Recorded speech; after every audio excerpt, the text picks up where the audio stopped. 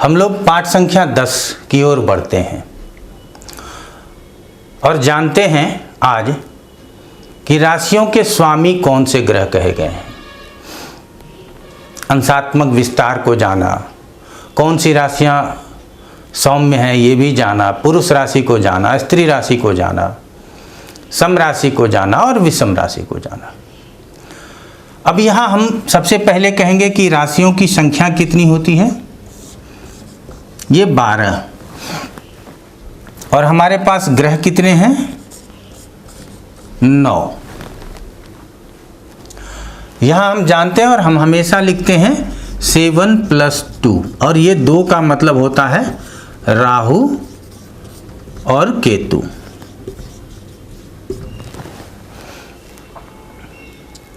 अब ये जो 7 है इसका है सूर्य, चंद्रमा, मंगल, बुध, गुरु, शुक्र, शनि।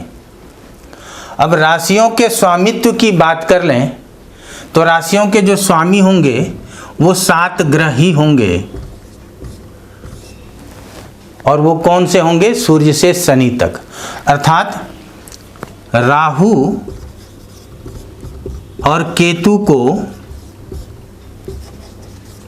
राशियों का स्वामित्व प्राप्त नहीं है।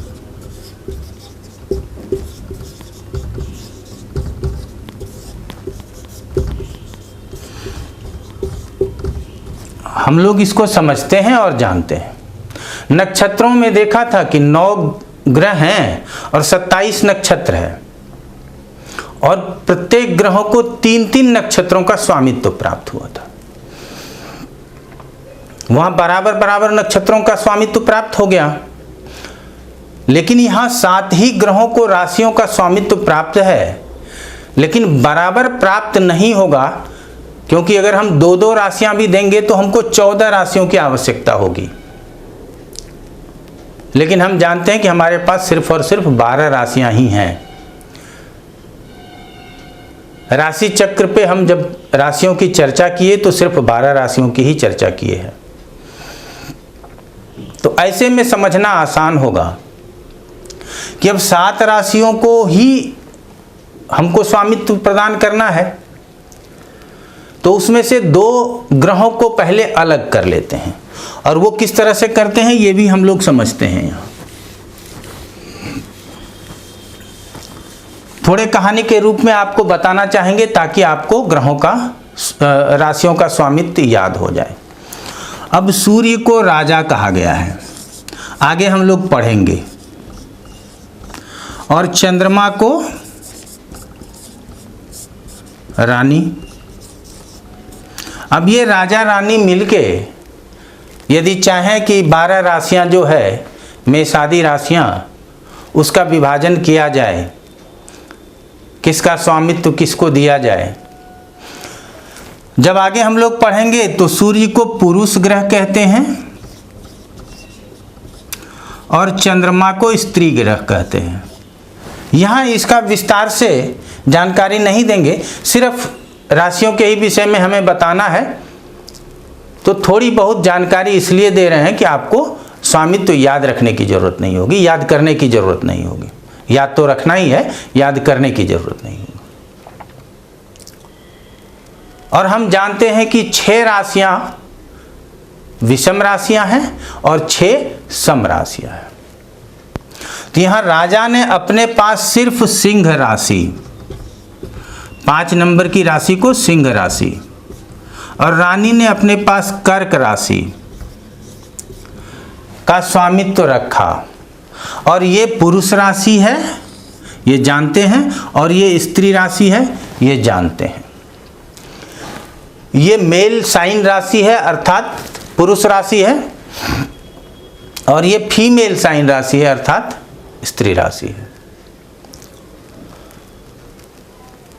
अब एक एक राशि अर्थात एक विषम राशि कहें, एक सम राशि कहें, या एक पुरुष राशि कहें, एक स्त्री राशि कहें, इन दोनों ने अपने पास रखा। बहुत आसान हो गया ना अब कि सूर्य सिंह राशि के स्वामी हैं और ये पुरुष राशि है, और दूसरे किसी भी राशि का स्वामित्व इन्होंने अपने पास नहीं रखा। चंद्रमा सौम्य राशि है, स्त्री राशि है, और चंद्रमा रानी है, स्त्रियोचित गुण होता है इनका, और इन्होंने एक स्त्री राशि या कह ले एक सम राशि का स्वामित्व अपने पास रखा। अब बच कितना गया? तो हमारे पास विषम के 5 बच गए और सम के 5 राशि बच गए। एक एक राशियों का स्वामित्व यहां मिल चुका है, किनको? सूर्य को और चंद्रमा को। अब यहां ग्रह भी 2 माइनस कर दिया जाए तो 5 आ जाते हैं। अब ये 5 ग्रह कौन कौन से आएंगे? तो मंगल, बुध, गुरु, शुक्र और शनि। अब यदि इन 5 ग्रहों को, अब जो बचा ये 10 राशियां, अगर इसका स्वामित्व दिया जाए तो सबको 2-2 राशियों का स्वामित्व प्राप्त हो जाएगा और ग्रहों के बीच आपस में कोई विवाद नहीं रहेगा। और यहाँ हम लोगों ने देखा कि राजा और रानी ने एक एक ग्रहों का एक एक राशियों का स्वामित्व अपने पास रखा, और बाकी जो अब 10 राशियां बची उसमें से सभी ग्रहों को 2-2 राशियों का स्वामित्व दे दिया गया। हमारे शास्त्रों की ये सुंदरता है और ये गहराई है। अब हम इसको विस्तार से इसकी व्याख्या करके कैसे आसानी से आप तक पहुंचा सकें, हमारा प्रयास बस इतना है। तो अब जो ये 5 ग्रह होंगे, इनको जो स्वामित्व प्रदान होगा उसमें से क्यों नहीं हम एक विषम राशि और एक सम राशि, ये दोनों उनको दें? क्या ये संभव है? बिल्कुल संभव है। आप देखेंगे कि मंगल से लेकर शनि तक, अर्थात मंगल को 1 नंबर की राशि, अर्थात इसको मेष कहते हैं, ये विषम राशि है, पुरुष राशि है, क्रूर राशि है, इसका स्वामित्व दे दिया गया। तो दूसरी जो राशि आई वो वृश्चिक है।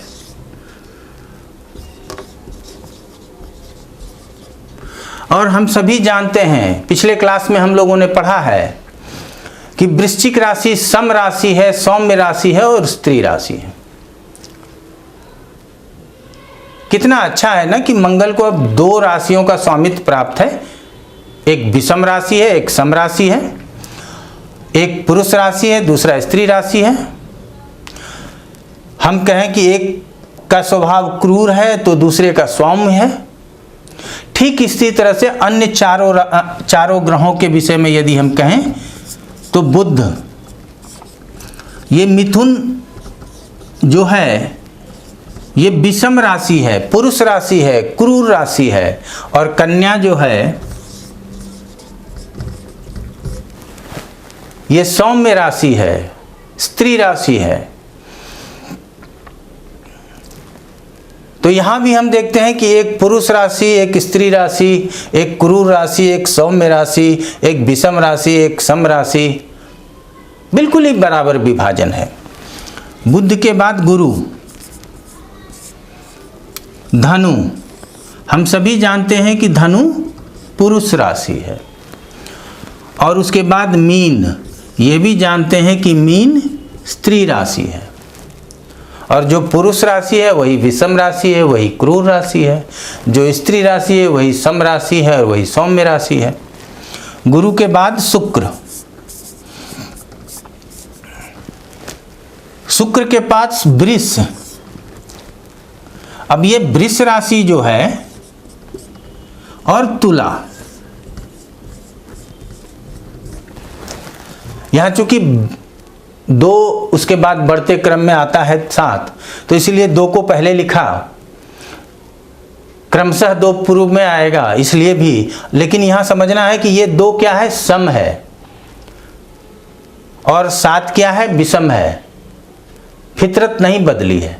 एक के पास सौम्य का एक राशि सौम्य है तो दूसरा क्रूर है, एक सम है तो दूसरा विषम है, एक पुरुष है तो दूसरी राशि स्त्री राशि है।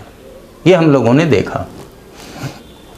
अब शनि, यहां भी कुछ नहीं बदलेगा, मकर और कुंभ। अब यहां देखिए मकर सम राशि है और जो सम है उसी को सौम्य कहेंगे, उसी को स्त्री राशि भी कहेंगे, और जो विषम है उसी को पुरुष राशि कहेंगे, उसी को क्रूर राशि कहेंगे। और ये तो हम लोगों ने जान ही लिया है कि सूर्य के पास सिंह राशि का स्वामित्व प्राप्त है, और ये सिंह राशि पुरुष राशि है, क्रूर राशि है, विषम राशि है। और चंद्रमा के पास कर्क, ये सौम्य राशि है, स्त्री राशि है और सम राशि है। तो ये हम लोगों ने देखा ग्रह, और ये है राशि, या कह लें राशि, और ये उसके स्वामी। अब आपको याद रखने की जरूरत नहीं होगी, विविधता से भी आप इसको जान सकेंगे। यदि आप किसी भी ज्योतिष के पास जाते हैं, हम ये नहीं कहना चाहेंगे कि हर किसी को इसकी जानकारी होगी, लेकिन ये जरूर कहना चाहेंगे कि वर्तमान परिवेश में बहुत कम ऐसे लोग हैं जो इस तरह से जानकारी रखते हैं या प्राप्त करते हैं या इस तरह से अध्ययन करना चाहते हैं। आप लोगों ने देखा कि एक पुरुष है, दूसरा स्त्री है, एक क्रूर, अर्थात जो भी ग्रह हैं उनको बराबर अधिकार दिया गया। एक अगर क्रूर राशि का अधिकार है, उसका स्वामित्व है, तो दूसरे सौम्य का भी है। अब यहां हमने राजा रानी की कल्पना की और ये भी बता दिया आपको कि क्रूर का स्वामित्व जो है, क्रूर राशि का स्वामित्व राजाओं के पास होता है। हमेशा कहते हैं कि राजा को क्रूर तो होना ही चाहिए, अगर वो सौम्य हो गए तो राजकाज चलाना मुश्किल है, और रानी को हमेशा सौम्य ही होना चाहिए ताकि प्रभाव बहुत अच्छा चले, शासन बहुत अच्छा चले। ताकि हम लोग राजतंत्र में भी राशियों को समझेंगे, ग्रहों को समझेंगे। यहां स्वामी को याद रखने की अब जरूरत नहीं है, नंबर से याद रखना है आपको, लेकिन जब याद हो जाएगा तो और आसान हो जाएगा कि एक स्त्री है, दूसरा पुरुष है, एक विषम है, दूसरा सम है, अर्थात सारी राशियों को सम और विषम दोनों का स्वामित्व दिया गया है। अब यहां 5 ही ग्रह ऐसे हैं जिनके पास सम और विषम दोनों का स्वामित्व प्राप्त है, और 2 ग्रह ऐसे हैं, सूर्य और चंद्रमा, दोनों ने एक एक राशियों का आपस में बंटवारा किया, वो सिंह और कर्क का है। बहुत आसानी से आज आप समझ गए होंगे राशि और उसके स्वामी को। और पुनः जो पिछले पाठ में हम लोगों ने पढ़ा था, क्रूर राशि किसे कहते हैं, सौम्य किसे कहते हैं, पुरुष राशि किसे कहते हैं और स्त्री राशि किसे कहते हैं, ये भी अब जानना है कि अगर हम मंगल को कहते हैं कि ये ग्रह क्रूर कहे गए हैं, अशुभ कहे गए हैं, लेकिन इसके पास एक सौम्य राशि का भी स्वामित्व प्राप्त है, तो हमने जो कहा कि तर्क से समझना आप लोगों के लिए आसान होगा, तो यहाँ से अब तर्क प्रारंभ हो गया है। अब आप लोग और अच्छी तरह से ज्योतिष को समझेंगे। आज के लिए इतना ही कहेंगे। आप लोगों का बहुत बहुत धन्यवाद।